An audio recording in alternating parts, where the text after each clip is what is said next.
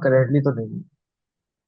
Okay so we are starting. हमने अब देखो एक छोटा सा प्रोजेक्ट तो क्रिएट कर लिया था, देख लिया था कि एचटीएमएल से जावास्क्रिप्ट हम यूज किस लिए कर रहे हैं। अब तक जो हम जो डेटाबेस पे जो अपनी इंफॉर्मेशन थी वो कहाँ सेव कर रहे थे, लोकल स्टोरेज में सेव कर रहे थे। ठीक है। अब हमें वही चीज अब डायनेमिकली अगर आपको अपने डेटाबेस में चीजें सेव करनी है तो उसके लिए अब हम क्या यूज करेंगे, अपना spring backend. Okay. Okay ma'am. Okay just so screen visible है।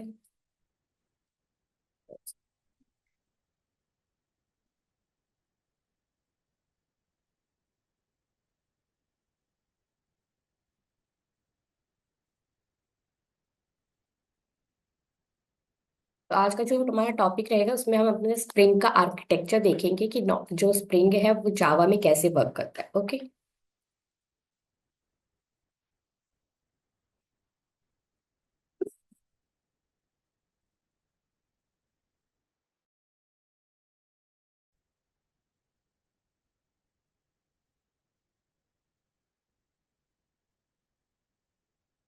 अब देखो हमने जो एप्लीकेशन बनाई थी उसमें क्या कर रहे थे हम, जब भी कोई भी यूजर अपना डेटा एंटर कर रहा था तो वो सारा डेटा क्या है हमें सेव करने के बाद अपने डेटाबेस में सेव कराना था, जिससे कि जब भी हम ये वो डेटा फैच करना हो तो हम उस डेटाबेस में से वो डेटा देख सकें। अभी तक हमने यही किया था। Yes ma'am. सो अब इसी चीज को हमें क्या करना है, अभी तक वो जो डेटा था वो सिर्फ क्या है आपके लोकल स्टोरेज में सेव था, और लोकल स्टोरेज पे जैसे ही अगर आपने वेबसाइट से लॉग आउट किया है तो वो डेटा क्या है वहां से डिलीट हो जाएगा। लेकिन अब हमें क्या क्या चाहिए, हम बैकएंड किस लिए बनाते हैं कि चाहे आपका डेटा आप कहीं भी हो वो हमेशा सेव रहे। ठीक है, चाहे आप वेबसाइट पे हो या ना हो, वो डेटा आपका सेव रहना चाहिए।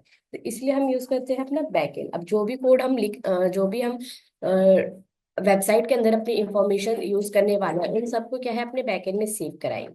अब जावा के अंदर जो हमारा स्प्रिंग होता है वो क्या करता है, ये स्प्रिंग उसका एक फ्रेमवर्क है। ठीक है। जब भी आपको कोई एपीआई बनानी हो या कोई भी कोर मॉड्यूल्स बनाने हो तो ये एक आपको पैकेजेस प्रोवाइड करता है, लाइक उसको डिपेंडेंसी इंजेक्शंस होती है जिसके हेल्प से आप अपने कोड को इजीली लिख सकते हो। आपको अलग अलग मतलब बहुत सारी लाइब्रेरीज मैनेज करने की जरूरत नहीं होती। तो ये आपका जो स्प्रिंग मॉड्यूल है ये डिफाइन करता है कि जो स्प्रिंग है कैसे काम करता है।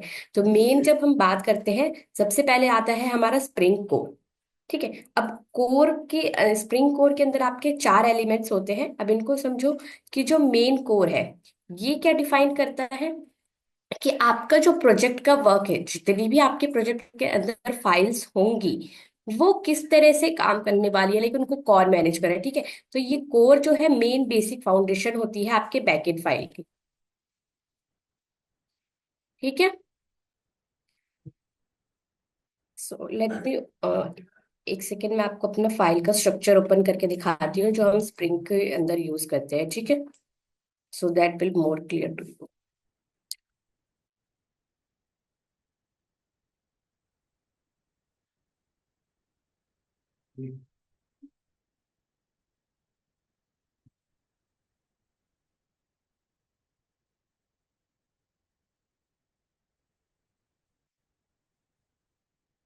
इस पे हम एक प्रोजेक्ट खोल लेते हैं।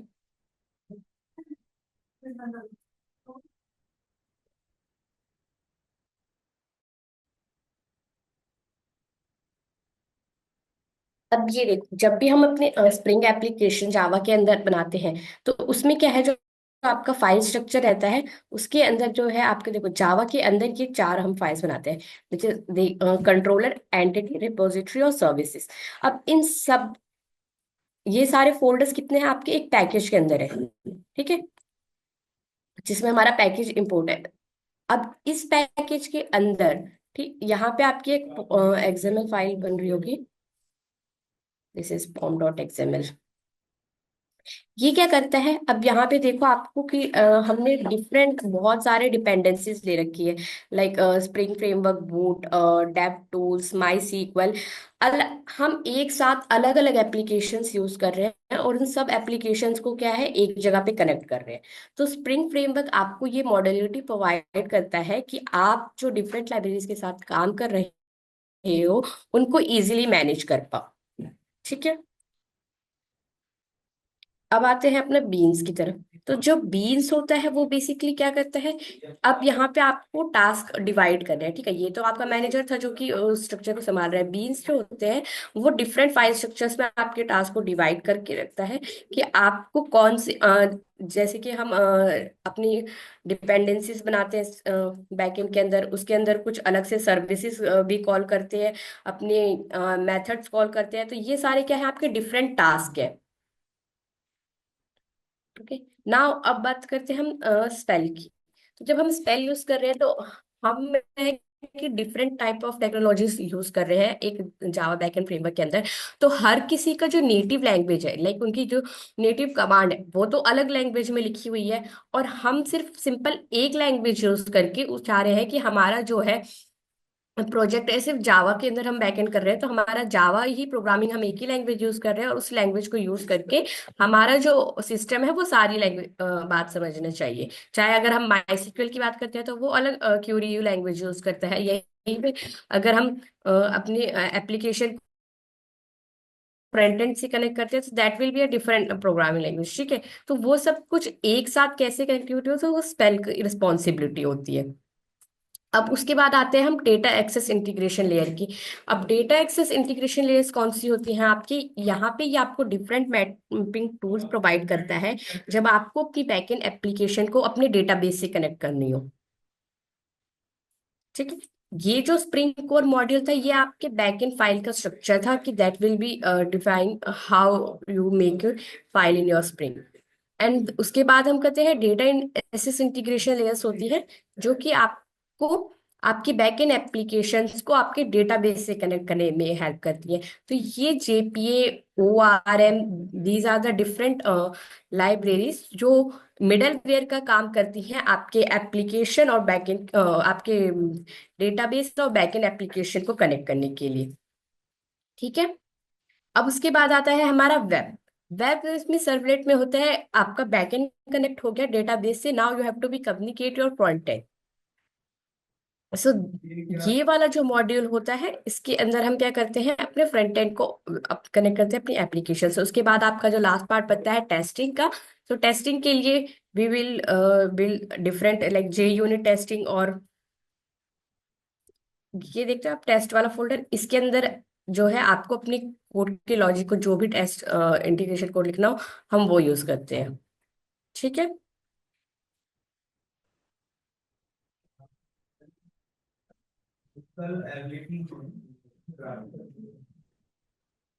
अब ये तो उसके मॉड्यूल्स है। अब स्प्रिंग एमवीसी आर्किटेक्चर का ये था कि ये वर्क कैसे करता है।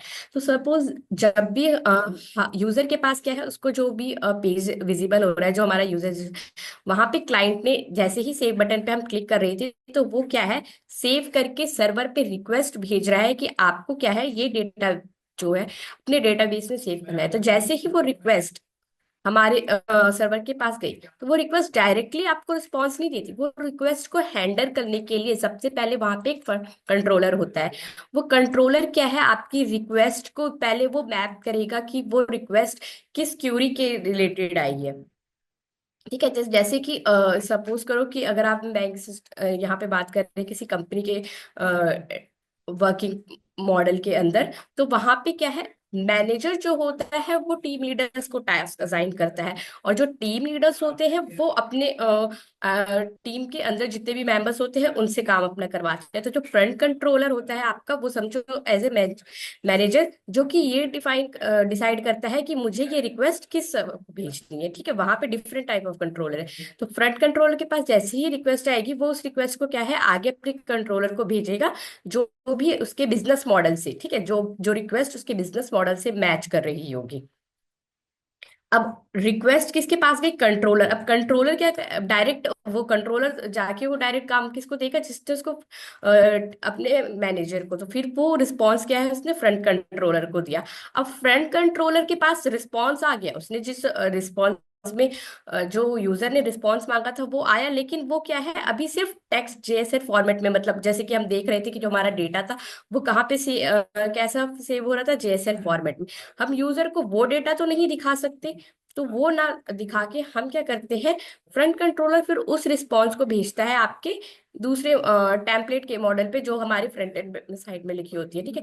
अब वो उसको उस रिस्पॉन्स को रेंडर करता है यूजर के अकॉर्डिंग कि यूजर को वो डेटा किस फॉर्म में चाहिए। जब उसको ये रिस्पॉन्स मिल जाता है जैसा वो यूजर चाहता है, तो वो उसको वापस रिटर्न करके किस सेंड करता है, क्लाइंट के पास।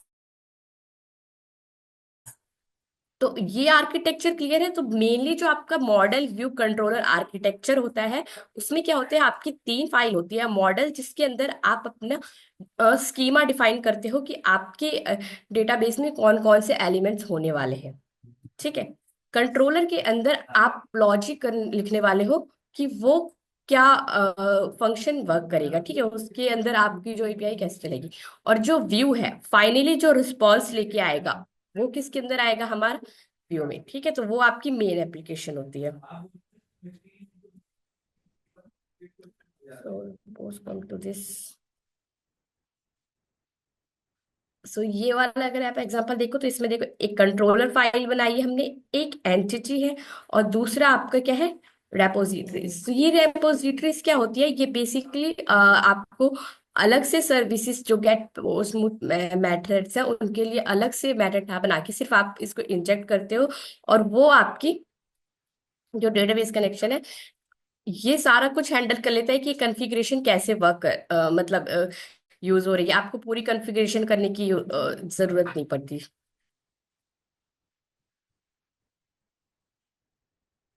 कंट्रोलर के अंदर आके देखोगे तो देखो, इसके अंदर आपका लॉजिक लिखा हुआ है कि आपका जो क्रिएट यूजर है वो क्या काम करने वाला है, जो आप गेट कर रहे हो यूजर वो कैसे करे।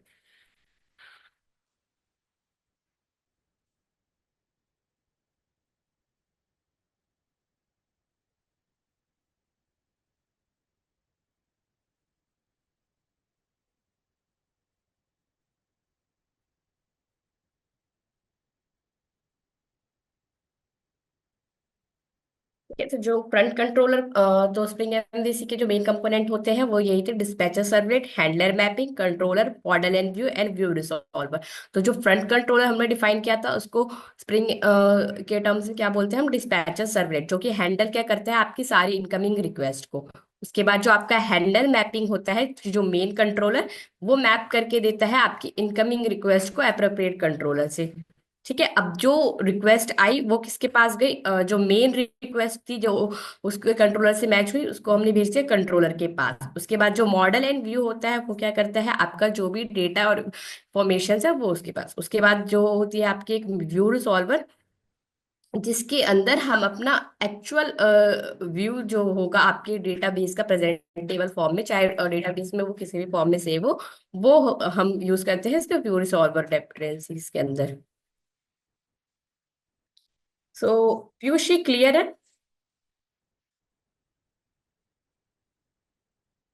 हेलो।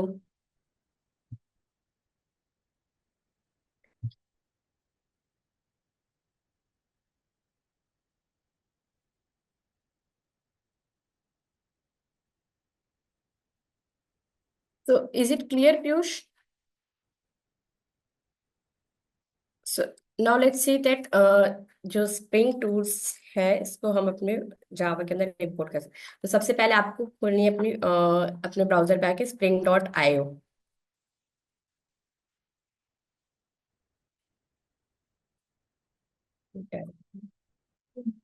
स्प्रिंग इनिशियलाइजर, ठीक है। तो स्प्रिंग इनिशियलाइजर जैसे टाइप करोगे तो जो सबसे पहला लिंक होगा उस पे आना है। ना अपने प्रोजेक्ट के लिए जो भी डिपेंडेंसीज हमें रिक्वायर्ड है अब वो हम यहाँ से सेलेक्ट कर लेंगे। तो हम जो है पहले अपना प्रोजेक्ट बनाएंगे मेवन में, ठीक है। लैंग्वेज सेलेक्ट करनी है, उसके बाद जो स्प्रिंग बूट का वर्जन है तो लेटेस्ट वर्जन लेके चलते हैं। अरे यार सर्विस बंद करके चैट जीपीटी है, बताओ चैट जीपीटी सर्विस बंद है यार, हमारा काम कैसे चलेगा। ना यहाँ पे आप अपने प्रोजेक्ट का जो भी नेम आप देना चाहते हो वो दे सकते हो, like call. Chat GPT dependent पे चैट जीपीटी डाउन हो जाएगा, सारी फाइल अपडेट है।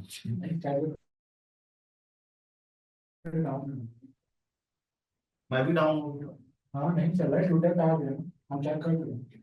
सब यही करेंगे करके चल रहा है Applications।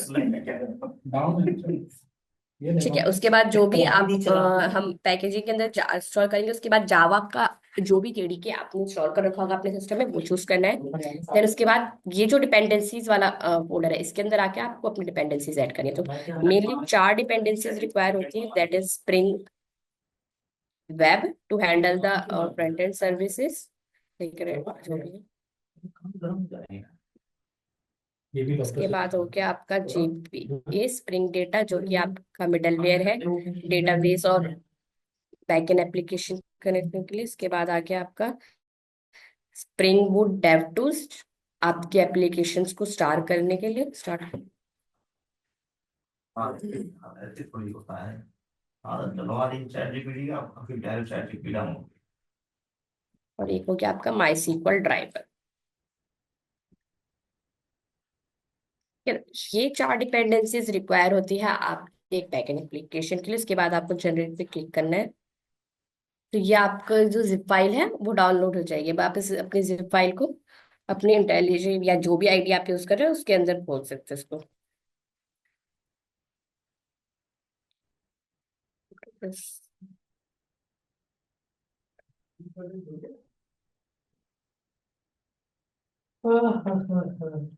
एक्सट्रैक्ट करेंगे।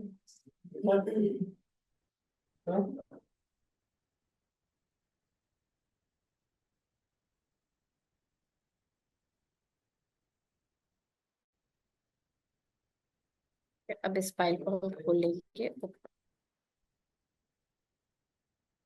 इंटेलिजेंट एरिया में।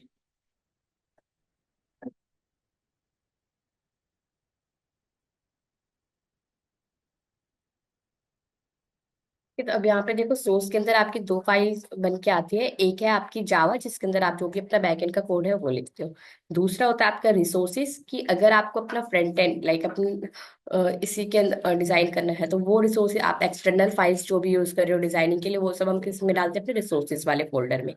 ये होती है जो आपकी एप्लीकेशन डॉट प्रॉपर्टीज। इसमें हम जो अपने डेटा बेस की कॉन्फ़िगरेशन प्रॉपर्टी होती है, हम वो ऐड करते हैं। ठीक है। दूसरा होता है आपकी टेस्टिंग टेस्ट फोल्डर, जिसके अंदर हम क्या है अपने कंट्रोलर्स के लॉजिक को टेस्ट करने के लिए, सारे यूज टेस्ट केसेस यूज करने के लिए हम यहाँ पे जे यूनिट टेस्टिंग परफॉर्म करेंगे। ओके। ये था एक बेसिक स्ट्रक्चर स्प्रिंग बूट का। ठीक है। अब पॉम डॉट एक्सएमएल जो फाइल होती है, ये आपकी कॉन्फ़िगरेशन फाइल होती है। तो जो भी डिपेंडेंसीज हमने ऐड की थी वो सारी हमें कहाँ पे मिलेगी। अभी ये बिल्ड बनने में इसका टाइम लग रहा है, इसलिए ये सारे अभी रेड में एरर्स है। देखिए पूरा कंप्लीट हो जाएगा तो उसके बाद चला जाएगा। ठीक। तो वो सारे डिपेंडेंसीज आपकी कहाँ पे ऐड होती है, पॉम डॉट एक्सएमएल फाइल में। इसके अलावा भी अगर हमें कोई डिपेंडेंसीज ऐड करनी है, तो हम क्या है इस फाइल के अंदर जाके वो ऐड कर सकते हैं। ठीक है।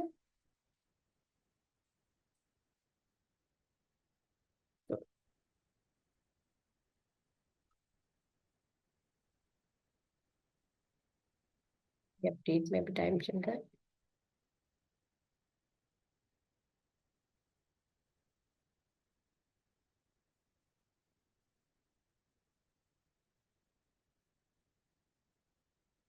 सो पीयूष, आपने इससे पहले कभी डेटाबेस के साथ वर्क किया, माई सीक्वल के साथ? Hello.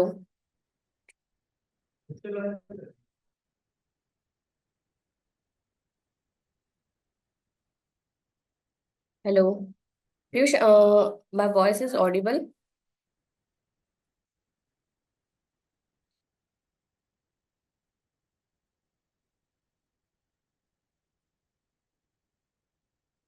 Hello, am I audible to you Piyush?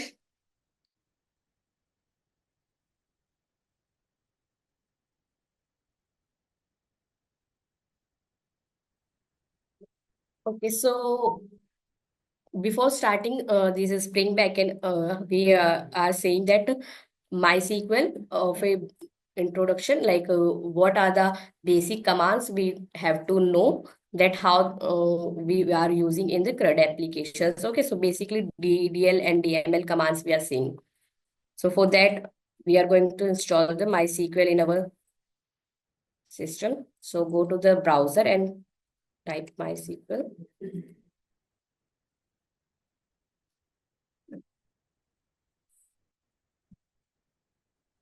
And here you will find the MySQL installer. So click on the simple this.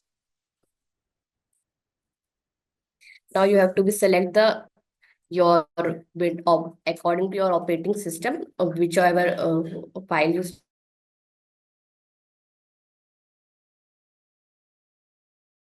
8.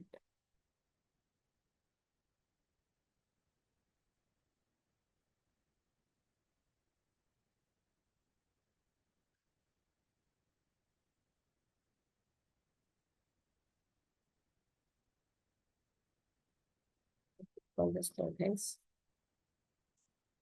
So after install, so this will be already installed in my system, so no need go to your file.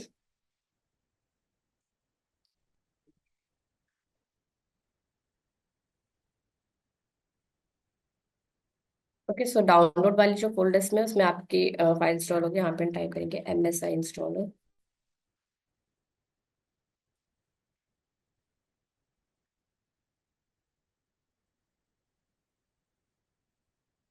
Let me resume this because okay, so okay, now you have to be execute this installer. Okay. Yes.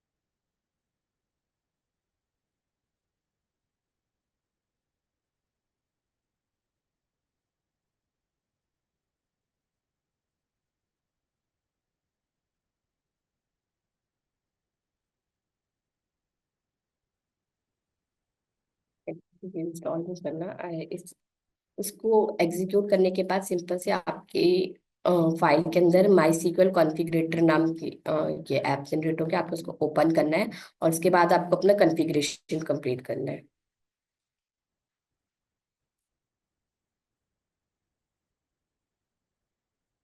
So that because of the two instances that will be taking for some time.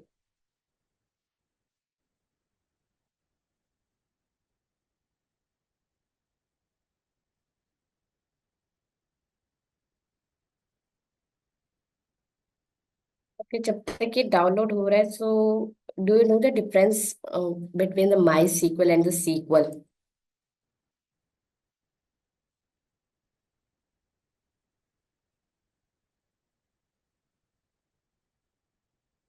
Hello.